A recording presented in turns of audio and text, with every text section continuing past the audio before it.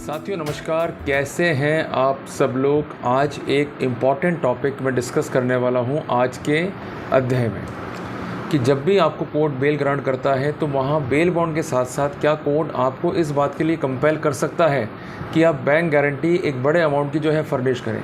ये problem practically कहाँ आती है, जब मामला 498 का हो या इकोनॉमिक ऑफेंसेस का मैटर हो।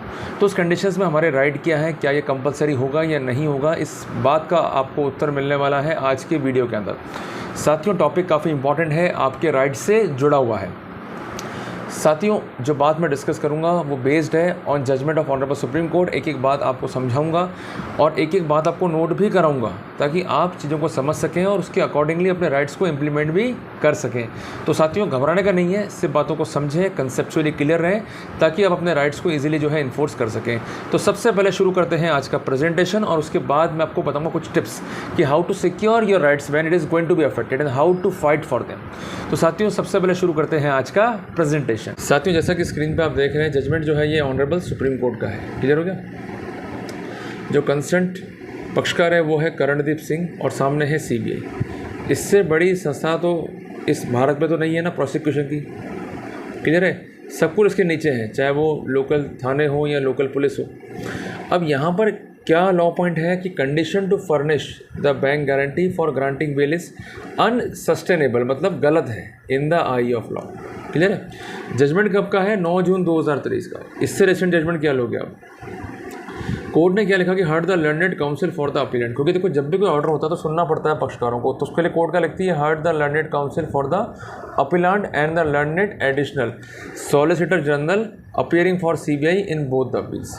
और यहाँ पर एक वर्ड दिखेगा आपको, लीव ग्रांटेड। जब भी कोई एसएलपी लगती है उसमें कोई लॉ पॉइंट इन्वॉल्व है और लगता है कि ये लॉ पॉइंट पर सुनकर जो मिसकैरेज ऑफ जस्टिस उसको रोकना चाहिए, तो वहाँ पर कोर्ट जो है लीव ग्रांट करती है while admitting the concern SLP.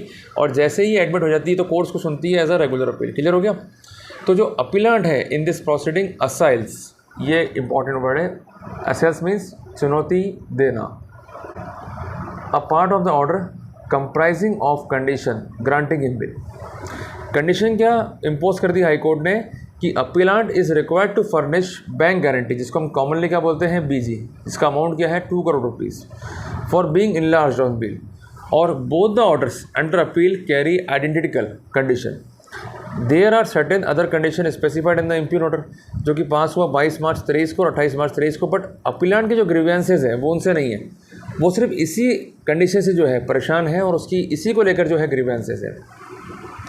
यहाँ पर जो लर्नेड काउंसिल थे कंसर्न अपीलेंट के, उन्होंने रिलाइड किया on judgement of coordinate bench of the honourable supreme court. Judgment है Makhijani versus state of Gujarat का और जिसका क्रिमिनल अपील नंबर है 1193/2003। देखो जो लोग रिसर्च करते हैं या पढ़ते हैं जो वकील, तो उनके पास डाटा काफ़ी क्लियर होता है, तो कोर्ट को वो कन्विंस करने का प्रयास करते हैं कि ऐसे मैटर पहले भी तय हो चुके हैं और अगर नहीं भी होते हैं वो उस पर रिसर्च करते हैं और इफेक्टिवली वे में अपने केस को एक्सप्लेन करते हुए जो एफिशिएंट रेमेडी है वो कोर्ट से लेने का प्रयास करते हैं।